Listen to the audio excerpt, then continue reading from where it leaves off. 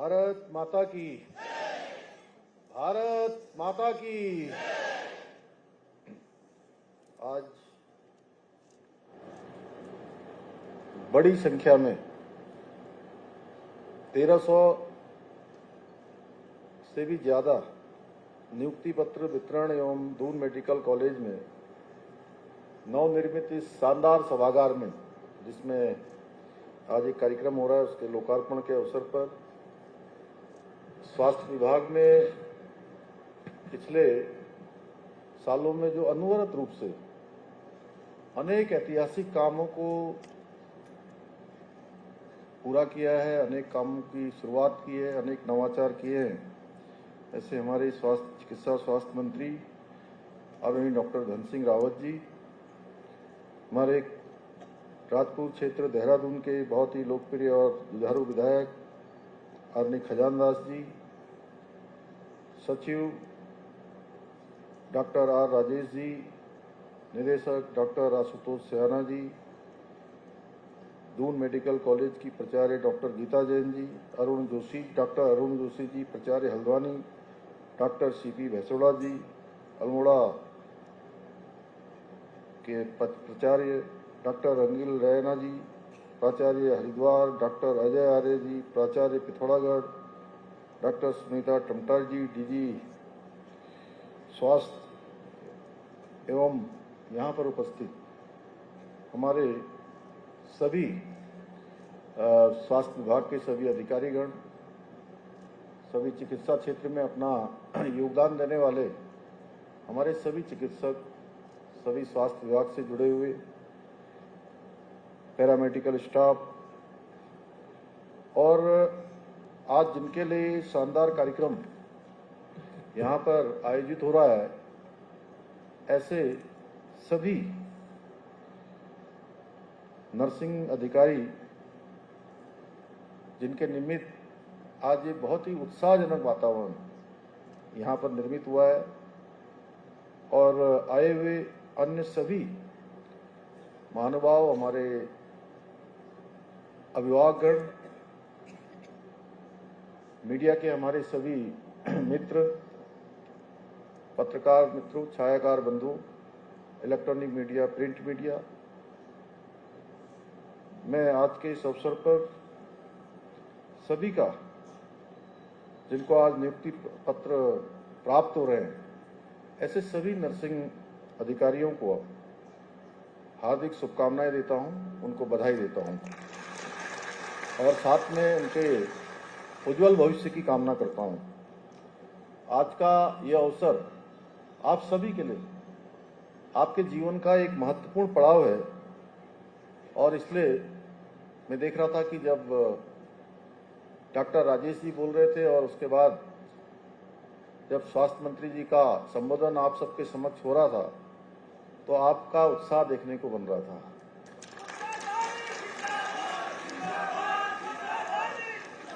और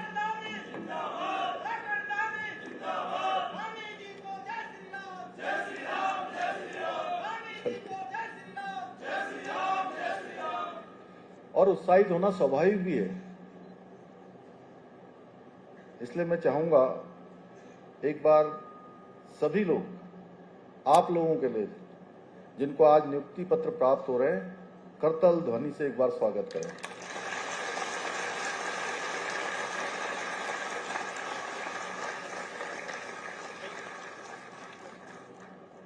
भाइयों बहनों, आज जहां एक और हम चिकित्सा शिक्षा विभाग में नवनियुक्त नर्सिंग अधिकारियों को नियुक्ति पत्र प्रदान कर रहे हैं, वहीं 26 करोड़ रुपए की लागत से आज इस दून मेडिकल कॉलेज के नए सभागार का लोकार्पण भी कर रहे हैं। मुझे पूरा विश्वास है कि इन नर्सिंग अधिकारियों की नियुक्ति के बाद हमारे मेडिकल कॉलेजों में त्वरित रूप से चिकित्सा सेवाएं उपलब्ध हो सकेंगी। साथ ही नर्सिंग स्टाफ की जो कार्यक्षमता है, उसमें भी उल्लेखनीय रूप से सुधार होगा। भाइयों बहनों, कोरोना महामारी के दौरान हम सभी ने अनुभव किया था कि नर्सिंग स्टाफ स्वास्थ्य कर्मियों की जो भूमिका थी वो कितनी महत्वपूर्ण थी। अपनी जान को जोखिम में डालकर हमारे सभी स्वास्थ्य विभाग के लोगों ने, स्वास्थ्य कर्मियों ने जो अपनी भूमिका अदा की, उसको शब्दों में व्यक्त नहीं किया जा सकता है। कितना कठिन वो दौर था जब अनेक चिकित्सक, अनेक स्वास्थ्य कर्मी, स्वास्थ्य विभाग के लोग अपनी सेवाएं प्रदान कर रहे थे।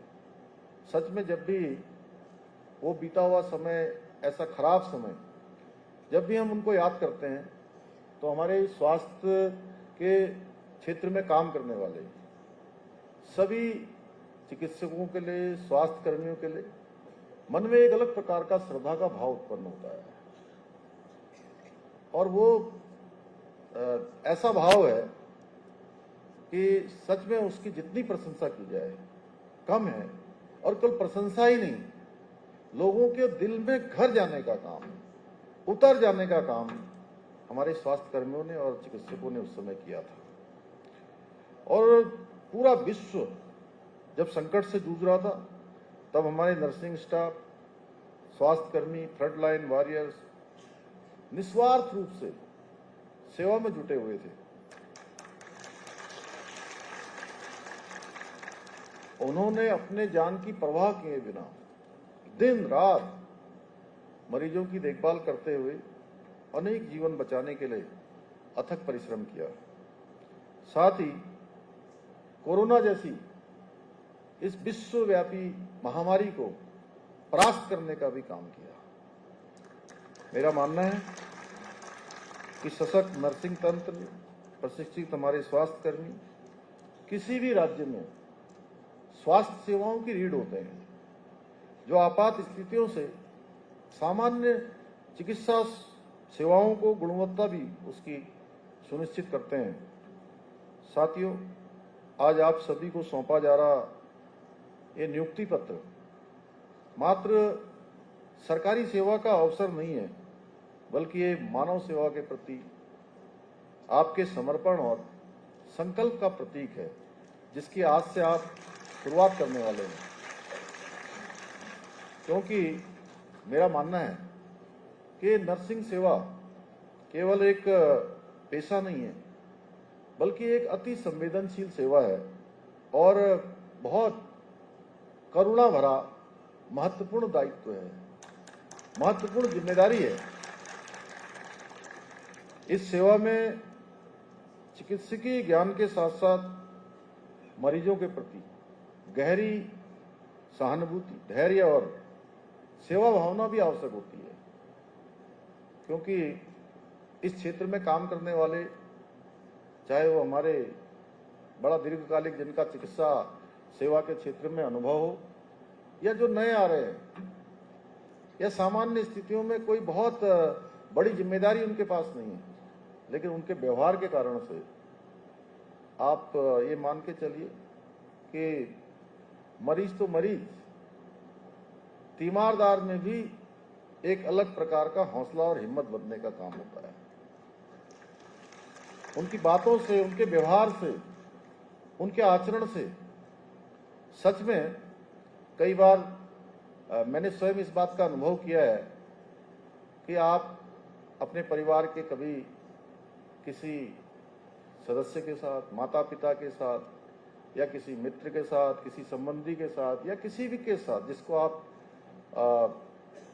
अत्यधिक, जिससे आपका लगाव हो, वो अस्पताल में भर्ती होते हैं, आप उनकी देख रेख में वहां होते हैं, तो जितना दर्द पेशेंट को होता है, जिस मरीज को होता है, उससे कम दर्द जो है जो साथ में रहता है उसको भी होता है। दर्द उनको होता है, लेकिन महसूस तीमारदार को भी होता है।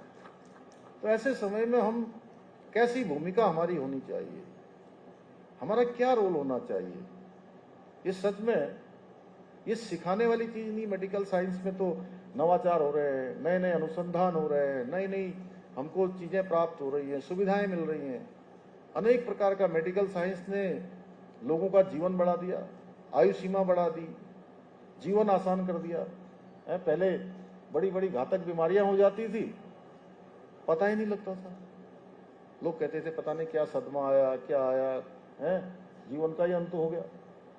अब तो कोई बड़ी सी बड़ी बीमारी भी होती है तो एक टैबलेट देते हैं डॉक्टर और ठीक हो जाता है। और मैं तो कहता हूं कि ये बुरा भी नहीं है, जैसे बहुत लोग कहते हैं कि अरे टैबलेट नहीं खाना चाहिए, दवाई नहीं लेनी चाहिए। मैं ऐसा मानता हूं कि लंबे समय तक बीमारी बनी रहती है, पता नहीं अब कब तक शरीर जो है प्रतिरोधक क्षमता खड़ी करेगा। मेडिकल साइंस क्या कहता है मैं नहीं जानता, लेकिन मेरी ऐसी सोच है कि वे थोड़ा बीमार हुए, एक टैबलेट लिया, आप ठीक हो गए, बढ़िया अपने काम पर लग जाइए। क्या जरूरी है लंबे समय तक? और हर एक व्यक्ति के जो शरीर का केमिस्ट्री है वो अलग अलग होती है। कोई वैसे ही ठीक हो जाता है, बिना दवाई खाए भी ठीक हो जाता है, लेकिन कुछ लोग लंबे समय तक ठीक नहीं होते। ऐसे बहुत सारी चीजें हैं। तो इसलिए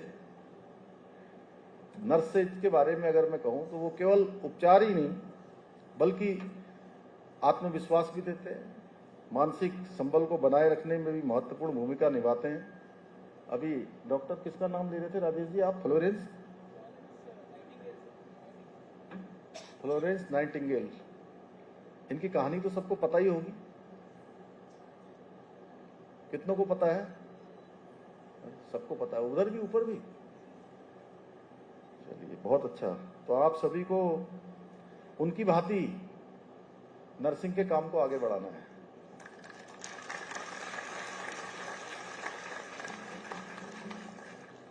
मुझे पूरा विश्वास है कि आप सभी पूर्ण निष्ठा के साथ, समर्पण के साथ, मानवीय मूल्यों के साथ कार्य करेंगे और प्रदेश की जो हमारी स्वास्थ्य सेवाएं हैं जिनमें अनेक उल्लेखनीय सुधार हुआ है, जिसके बारे में हमारे स्वास्थ्य मंत्री जी ने अभी बहुत विस्तार से बताया, कम शब्दों में बताया, लेकिन बहुत सारी बातें जो नवाचार के क्षेत्र में हुई हैं। वास्तव में बहुत बार हो सकता है कि हम लोग उसका उतना प्रचार भी नहीं कर पाए हों, हम लोगों को न भी बता पाए हों, लेकिन इन 3 सालों में बात करेंगे तो एक लंबी दूरी हमने स्वास्थ्य के क्षेत्र में हमने जो है तय की है। भाइयों बहनों, इसके साथ ही दून मेडिकल कॉलेज में आज 26 करोड़ के लगभग रुपए की लागत से बनने हुए इस हम सभागार का भी लोकार्पण कर रहे हैं। आधुनिक सुविधाओं से युक्त इस सभागार के आज लोकार्पण हो जाने के पश्चात मेडिकल छात्रों को, चिकित्सकों को, उनके लिए ज्ञानवर्धक सेमिनार के लिए उनको कहीं बाहर नहीं जाना पड़ेगा।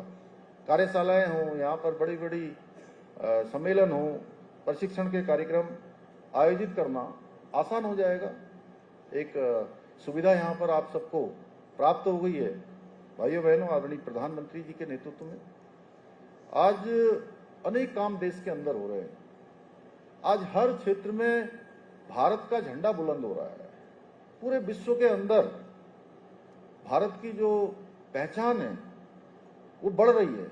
वैश्विक रूप से हमारे लिए एक्सेप्टेंस बढ़ी है, लोगों का विश्वास भारत पर बढ़ा है। और ये कालखंड 2014 के बाद आया है। जब मैं कोरोना की बात करता हूं तो कोरोना महामारी में जब दुनिया के देश केवल अपनी चिंता कर रहे थे, ऐसे कालखंड में भारत की सरकार ने जब स्वदेशी वैक्सीन हमारे वैज्ञानिकों ने बनाई, तो स्वदेशी वैक्सीन को जहां देश के अंदर सभी को देने का काम हुआ, और कितना शानदार काम हुआ कि दुनिया की सबसे बड़ी जनसंख्या का हमारा देश, और आप वैक्सीन लगा के आते थे, आप वैक्सीन लगाते थे, आप घर पहुंचते थे, उससे पहले आपके मोबाइल पर जो है उसका वो आ जाता था लगा हुआ। और इतना ही नहीं, दुनिया के 100 से भी ज्यादा देशों को वैक्सीन देने का काम भी उस कठिन समय में भारत की सरकार ने किया, जिसके कारण से दुनिया में एक मानवता के नाते भी हमारे प्रति एक श्रद्धा का भाव निर्माण हुआ। और जो हम कहते थे, ये हम केवल कहते नहीं है, वसुधैव कुटुंबकम को हम मानने वाले हैं कि हम कहते हैं अयम निजम परोवेति गणना लघु चेतसाम उदार चरित्रा नाम वसुधैव तो कुटुंबकम। तो उस समय हमारी सरकार के द्वारा जो प्रधानमंत्री मोदी जी के नेतृत्व में काम हुआ, वो काम एक ऐसा काम था जिसने पूरी दुनिया को दिखाया कि हम केवल अपनी चिंता नहीं करते हैं, बल्कि समस्त मानवता की चिंता करते हैं, पूरी दुनिया की चिंता करते हैं। सबके जीवन को बचाने का काम हमारे देश की सरकार ने किया था उससे। भाइयों बहनों, और प्रधानमंत्री जी के मार्गदर्शन में हमारी प्रदेश की सरकार प्रदेश में स्वास्थ्य सेवाओं के विस्तार के लिए, उसको मजबूत करने के लिए निरंतर प्रयास कर रही है। हमारा प्रयास है कि राज्य के प्रत्येक नागरिक को गुणवत्तापूर्ण चिकित्सा सुविधा प्रदान हो और सस्ती दरों पर ये सुविधाएं प्राप्त हों, क्योंकि स्वास्थ्य सेवाएं हमारे लिए बहुत महत्वपूर्ण हैं। वैसे तो आदरणीय प्रधानमंत्री जी ने देश के अंदर आयुष्मान भारत योजना चला दी, हमने भी अनेक योजनाएं यहाँ चलाई हैं। उसके कारण से दवाइयाँ हमको सस्ती मिल रही हैं। मेडिकल जो अस्पतालों के अंदर खुल गए हैं, मेडिकल कॉलेजों के अंदर खुल गए हैं, स्वास्थ्य सेवाएं जहाँ जहाँ प्राप्त होती हैं, इस प्रकार की सुविधा हमको मिल गई है।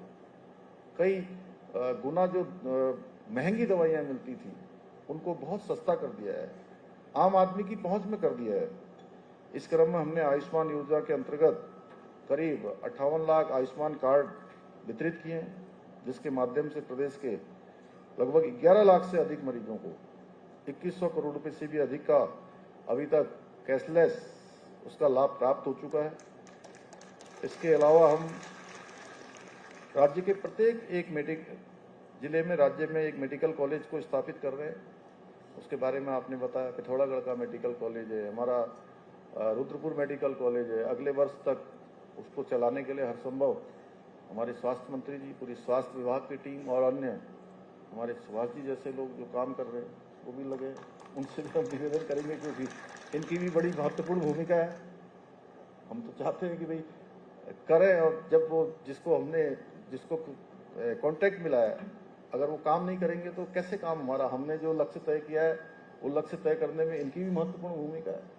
इसलिए सबको एक साथ मिलकर जो हमने लक्ष्य लिए हैं वो लक्ष्य को आगे बढ़ाना है। तो हमारे नए मेडिकल कॉलेज चालू हो जाएंगे, हरिद्वार का मेडिकल कॉलेज हो, चाहे हमारे अन्य स्वास्थ्य सुविधाएं, उसको हम सब आगे बढ़ा रहे हैं और आधुनिक स्वास्थ्य सेवाएं सहज रूप से उपलब्ध हो सकें, उसके लिए हम काम कर रहे हैं। और इसमें 5 मेडिकल कॉलेज पहले ही संचालित किए जा चुके हैं, जबकि 2 और मेडिकल कॉलेजों का कार्य अब अंतिम दौर पर पहुंच गया है, तेजी से उन पर भी काम हो रहा है। इतना ही नहीं, हल्द्वानी, देहरादून और श्रीनगर मेडिकल कॉलेजों में सुपर स्पेशलिटी विभाग भी स्थापित किए गए हैं, जहां कार्डियोलॉजी, न्यूरोसर्जरी, यूरोलॉजी जैसी अत्याधुनिक चिकित्सा सुविधाएं भी उपलब्ध कराई जा रही हैं। साथ ही हल्द्वानी में राज्य के प्रथम आधुनिक कैंसर संस्थान का निर्माण कार्य भी प्रगति पर है। इसके साथ साथ हम राज्य के प्रत्येक क्षेत्र में हेली सेवा भी प्रारंभ कर चुके हैं, जो किसी भी आपात स्थिति में सुदूरवर्ती क्षेत्रों के लोगों के लिए जीवन रक्षक साबित हो रही है। अनेक अवसरों पर उस हेली सेवा के कारणों को हम लोगों के स्वास्थ्य को और आपात स्थिति में उनको लाने में बहुत मदद प्राप्त हो रही है। इसके अतिरिक्त राज्य में निःशुल्क जांच योजना के अंतर्गत 207 प्रकार की पैथोलॉजिकल जांचें, उनकी भी निःशुल्क सुविधा राज्य के अंदर प्रदान की जा रही है। हमारी सरकार द्वारा जहां एक और जिला अस्पतालों और सामुदायिक स्वास्थ्य केंद्रों का आधुनिकीकरण कर उन्हें बेहतर सुविधाओं से युक्त किया जा रहा है, वहीं उत्तराखंड में टेलीमेडिसिन सेवाओं के माध्यम से दूर दराज के गांवों में विशेषज्ञ डॉक्टरों द्वारा परामर्श सुविधा भी प्रदान की जा रही है। हम अपने सभी सरकारी अस्पतालों, मेडिकल कॉलेजों में स्टाफ की कमी को दूर करने के लिए निरंतर प्रयास कर रहे हैं। इस क्रम में चिकित्सा शिक्षा को सशक्त बनाने के लिए अब तक 173 असिस्टेंट प्रोफेसर, 56 संकाय सदस्य, 185 तकनीशियन भी नियुक्त किए जा चुके हैं। आप सभी भली भांति याद होगा आप सभी को कि पहले उत्तराखंड में किस प्रकार से भर्तियों में पक्षपात होता था, किस प्रकार से नकल माफिया हावी रहते थे और कैसे धांधली होती थी, भ्रष्टाचार होता था, जिसकी वजह से जो हमारे योग्य उम्मीदवार होते थे, योग्य अभ्यर्थी जिनका चयन होना चाहिए था, उन प्रतिभाओं का भविष्य अंधेरे में जा रहा था और उनका ही नहीं भविष्य अंधेरे में जा रहा था। उनके माता पिता जो अपने बेटे बेटियों के माध्यम से जो अपने जीवन में नहीं कर पाए, वो सोचते थे कि हमारे बच्चे जो है उसको आगे बढ़ाएं, उनके सपनों को पूरा करें। यानी कि केवल बेटे बेटियों का सपना नहीं होता था, बेटे बेटियों के साथ उनके माता पिता का सपना भी जुड़ा होता था। और नकल माफियाओं की इस नकल के कारण से, उनके बड़े सिंडिकेट के कारण से उन गरीब माता पिताओं का सपना टूटता था, उनके बच्चों का सपना टूटता था, उनकी हिम्मत टूटती थी। भाइयों बहनों, हमने नकल माफिया के खिलाफ कार्रवाई करी और उन नकल माफिया की पूरी तरह से कमर तोड़ने का काम किया और 100 से ज्यादा नकल माफियाओं को जेल की सलाखों के पीछे भेजने का काम किया।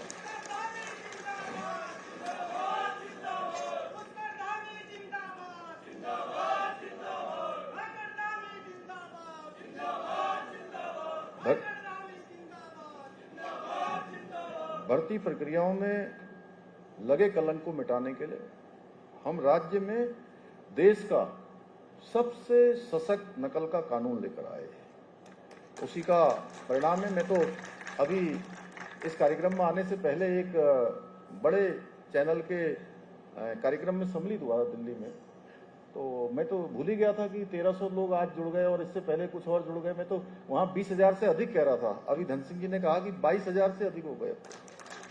इतनी बड़ी संख्या यहाँ पर जो है हमारी हो चुकी है। आप सोचिए कि राज्य स्थापना के बाद 20 सालों में नियुक्तियों का नंबर कितना था और इन सालों में कितना हो गया।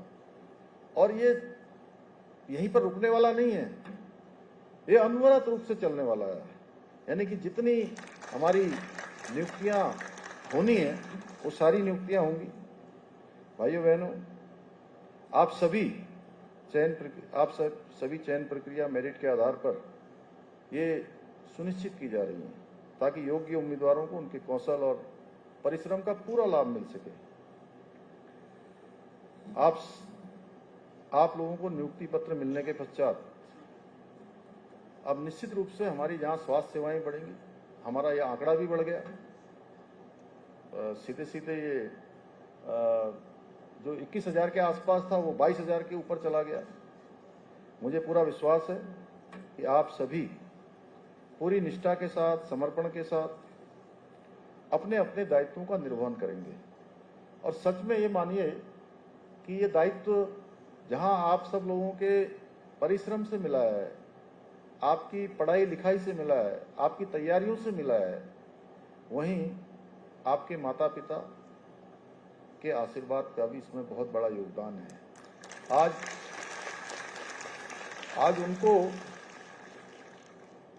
आपसे कम प्रसन्नता उनको नहीं हो रही होगी, उनके मन में संतोष आपसे ज्यादा हो रहा होगा। और ये प्रक्रिया यहीं पर अब रुक नहीं जाती है कि नियुक्ति पत्र मिल गया, नियुक्ति हो गई, हमारा वेतन लग गया, यहां पर स्टॉप नहीं हुआ है। ये तो आज ये नियुक्ति पत्र मिलने के बाद अब आपका काम प्रारंभ हो गया है, अब नया अध्याय शुरू हो गया है, ये शुरुआत हो गई है आपकी, अब ऐसा मान के चलिए।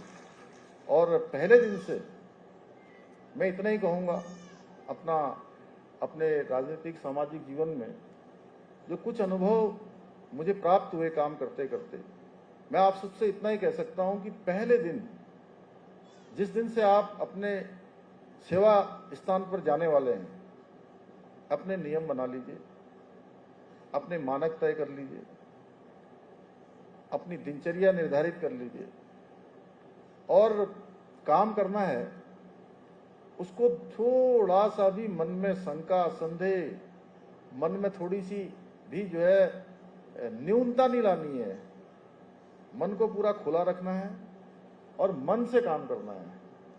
मन से काम करना है कि ये भगवान ने जो है हमको ऐसी सेवा दी, भगवान ने हमको ऐसे दायित्व को सौंपा है जहां हम लोगों के जीवन में संजीवनी बनने का काम हमारे हाथ में है। तो संजीवनी बनना हमको आना चाहिए। वो केवल लिखित ज्ञान से ही नहीं आएगा, वो व्यवहार से आएगा, अपने नियम संयम से और अपने जीवन में अनुशासन से आएगा। मैं समझता हूं कि आपने अगर पहले दिन से इस प्रक्रिया को अपना लिया तो एक बात तय मानिए कि आपका ये जीवन तो अभी सफल हो ही गया, क्योंकि अब आपको सेवा करने का अवसर मिल गया है। अगर आपने इस सेवा को पूरे मनोयोग के साथ, पूरे समर्पण के साथ संपन्न किया, तो तय मानिए कि अगला आने वाला जीवन भी आपका सफल हो जाएगा। अगले जीवन को सफल होने की गारंटी भी यही जीवन तय कर देगा। और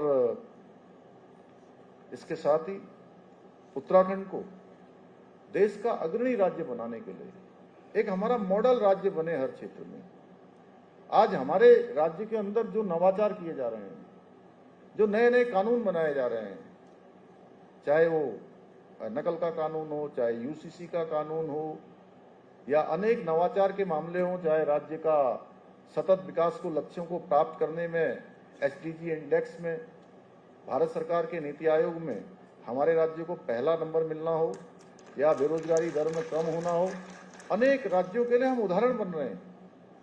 और यह आदरणीय प्रधानमंत्री जी ने भी अपने उद्बोधन में कहा कि उत्तराखंड में जो नवाचार हो रहे हैं, उत्तराखंड जो नए कानून बना रहा है, वो सभी के लिए एक उदाहरण बन रहे हैं।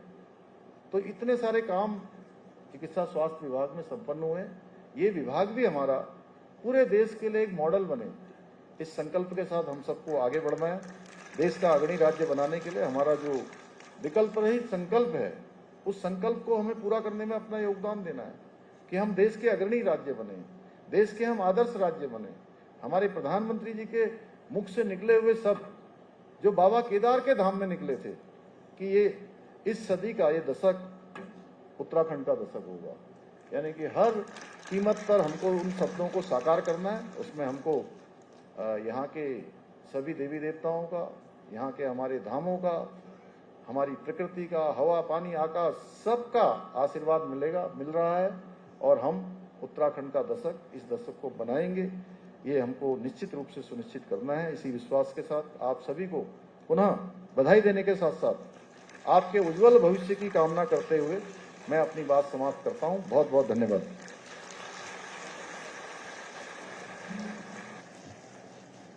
धन्यवाद महोदय।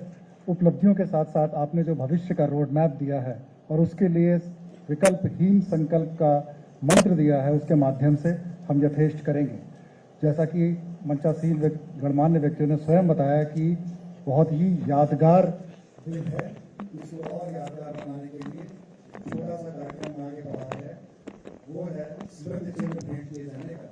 मैं माननीय स्वास्थ्य मंत्री जी से आग्रह करूंगा कि वे माननीय मुख्यमंत्री जी जो आज के कार्यक्रम के मुख्य अतिथि हैं, तो एक स्मृति चिन्ह भेंट करने का कष्ट है।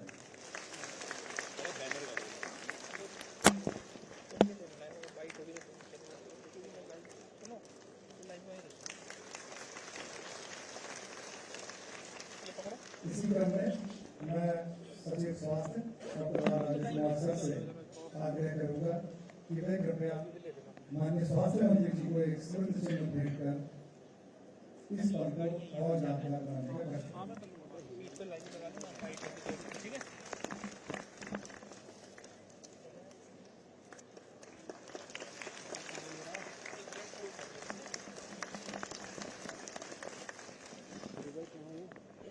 इसी क्रम में मैं डॉक्टर आशुतोष सैना सर से निवेदन करूंगा कि वे कृपया माननीय लोकप्रिय विधायक श्री खदान दास जी को स्मृति चिन्ह भेंट कर सम्मानित करने का कष्ट करें।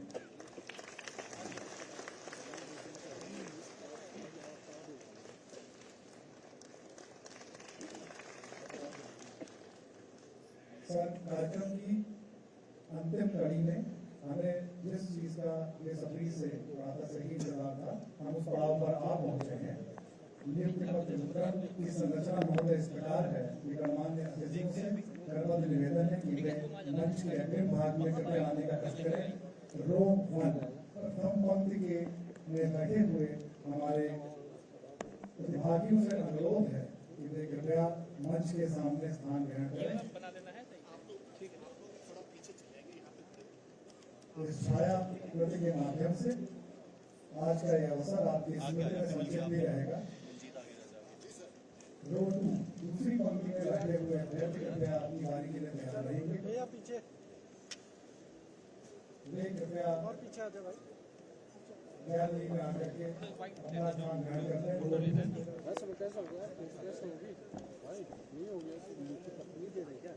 दूसरी मंत्री के अभ्यर्थी अरे आगे से इधर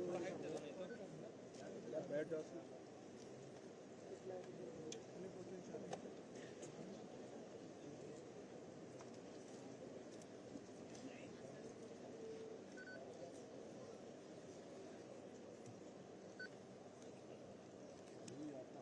दर्शकों से अनुरोध है कृपया करतल ध्वनि से समूह का नाम बनाने का प्रयास करें।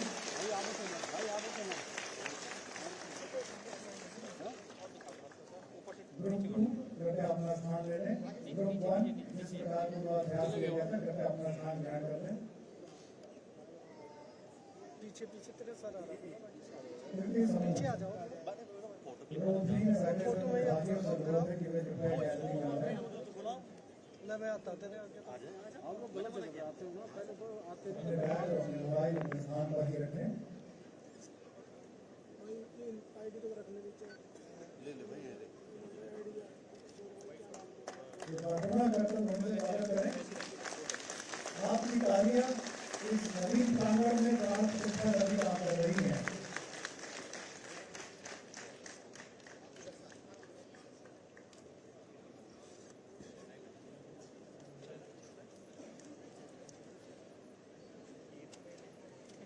ग्रुप 3 ग्रुप 4 कृपया अपना स्थान ले लें।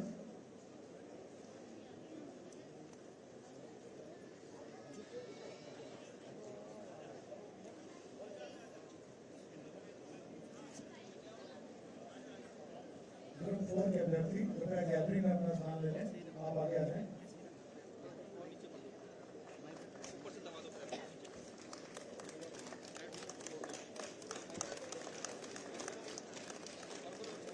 अपने आप ऊपर हो जाती है।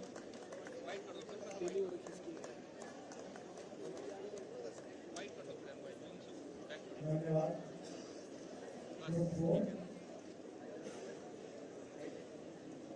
ग्रुप 4 कृपया अपना स्थान ले लें।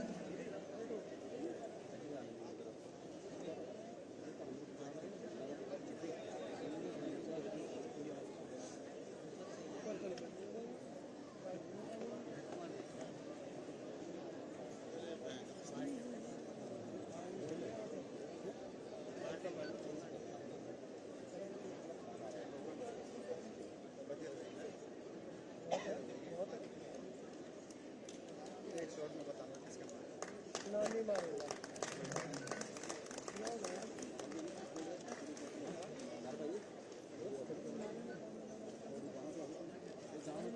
अरे भाई आतंक मचा रखा है यार आगे से। ओ भाई बैठ ले थोड़ा।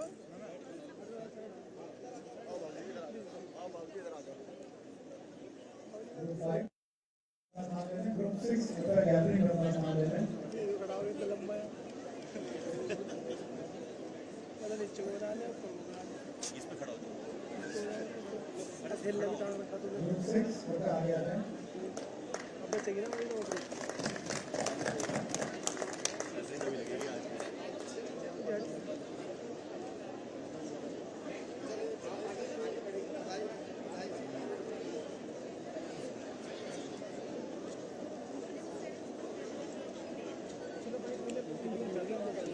नहीं तो चलो वाइट की बिल्डिंग में जाते हैं वहाँ चलते हैं। अभी वाइट नहीं करेंगे आज। सल रिकॉर्ड कर रखा ना मैं देख रहा था ना। वो कैसे बिमारी को नहीं देखा तुम्हें लग नहीं रहा वाइट। अरे भैया बैठ जा यार। ओ भाई अरे भैया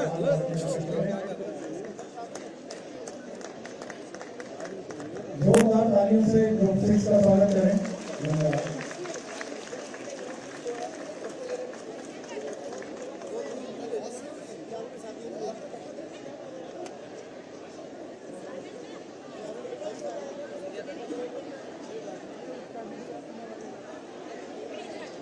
भाई नीचे रहो यार। भाई सारा खराब कर दिया यार तूने। कृपया कोलाहल न करें। सभी के लिए नियुक्त पत्र हैं। आप पंक्तिबद्ध रूप में आए।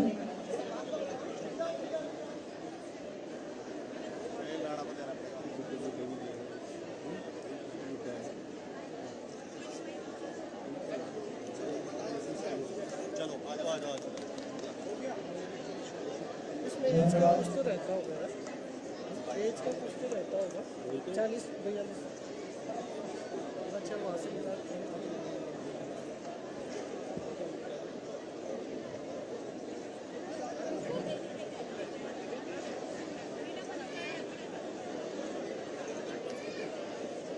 आपके ही बीच के साथीगण भी मंच पर उपस्थित हैं, मंच के सामने हैं। कृपया उनके लिए भी उत्साहवर्धन करें 2 लाख तालियों के साथ।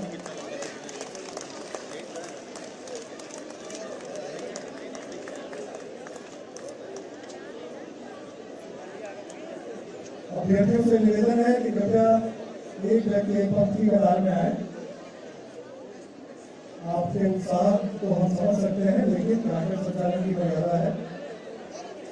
गैलरी में खड़े हुए प्रतिभागियों से अनुरोध है, कृपया पंक्तिबद्ध रूप में आए।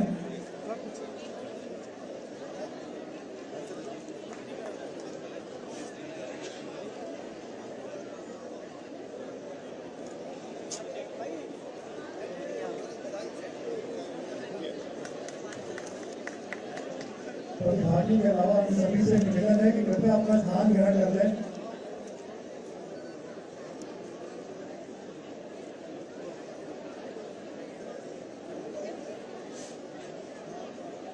तालियों में कोई कंजूसी न करें। धन्यवाद।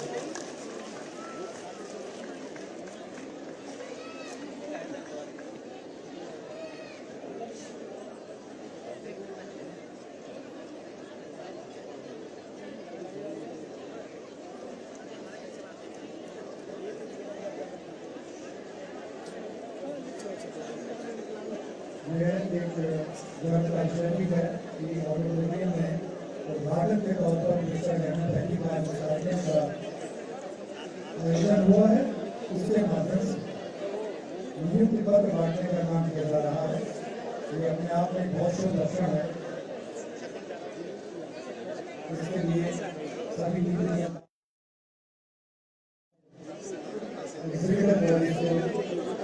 धन्यवाद है और धन्यवाद के रूप में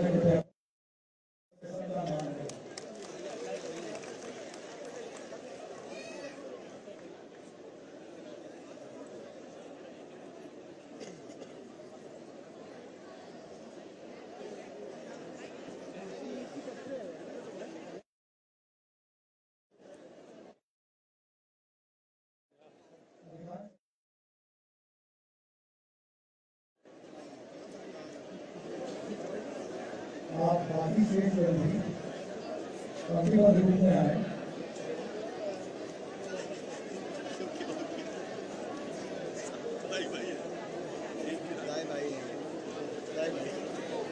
छात्रों से और सभी से पुनः अनुरोध है, एक बार कर्तव्य ध्वनि से सभी का उत्साह बढ़ाने का प्रयास करें।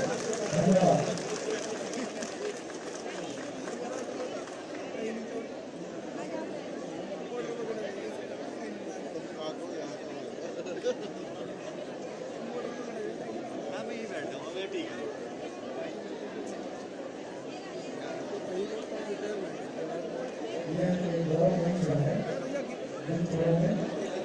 एक उपलब्धि से अनुभूति होती है।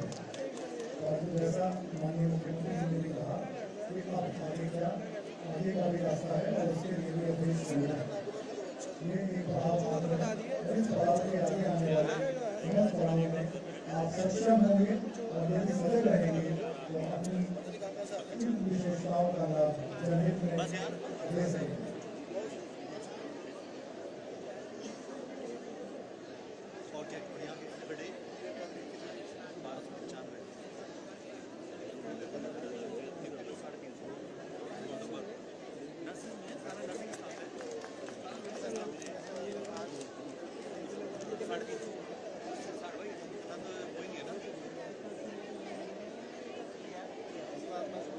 सर अभी यही है सर, बस अंतिम कुछ सभी से अनुरोध है, कृपया जल्दी से अपना स्थान ग्रहण कर लें।